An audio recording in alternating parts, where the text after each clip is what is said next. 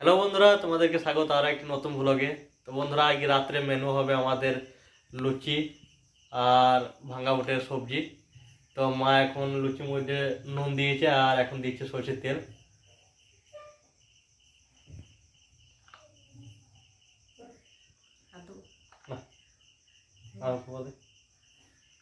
বাস এখন এই সরষের তেল দিয়ে আটাটাকে ভালো করে মেখে নেবো, তারপরে হালকা জল দিয়ে মাখবো।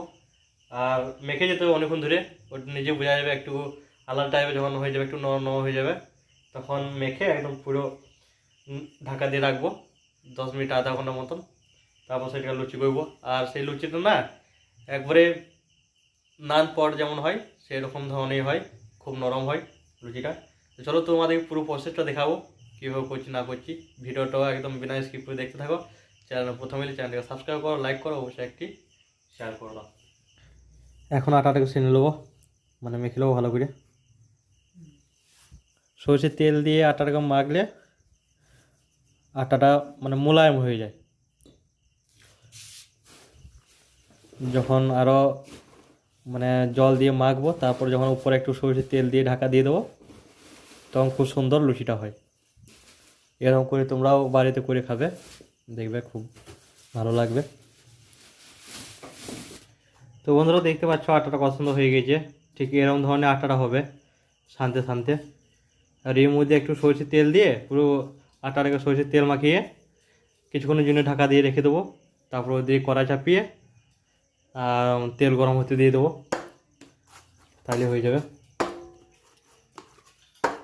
তো চলো এটার মধ্যে একটু সরষের তেল মাখিয়ে দিই। মা ওইদিকে কুকার প্রেসারে এখন কলাই আর আলু সেদ্ধ হতে দেবে। কুকার প্রেসারে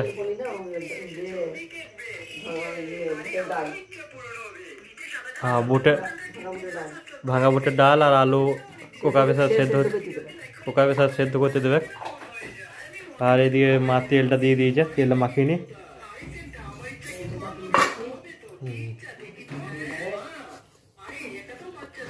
তো বন্ধুরা, এখন আমি লুচি করছি। তো দেখতে পাচ্ছ লুচি কেমন কত সুন্দর ফুলছে লুচি। তো এরকম প্রসেসে তোমরা লুচি করবে, তো লুচিটা খুব সুন্দর হবে আর খুব ভালো লাগবে দেখবে, খুব নরমও হয়। যেরকম নান করতে হয় একদম সেম টু সেম ওরকমই হবে। তোমরা ঘরে ট্রাই করবে। এখন লুচিগুলো ছেঁকে নিই। এখনো এতগুলো আছে দেখতে পাচ্ছ, আর এই মাত্র শুরু করলাম। প্রত্যেকটা লুচি কত সুন্দর ফুলছে দেখো।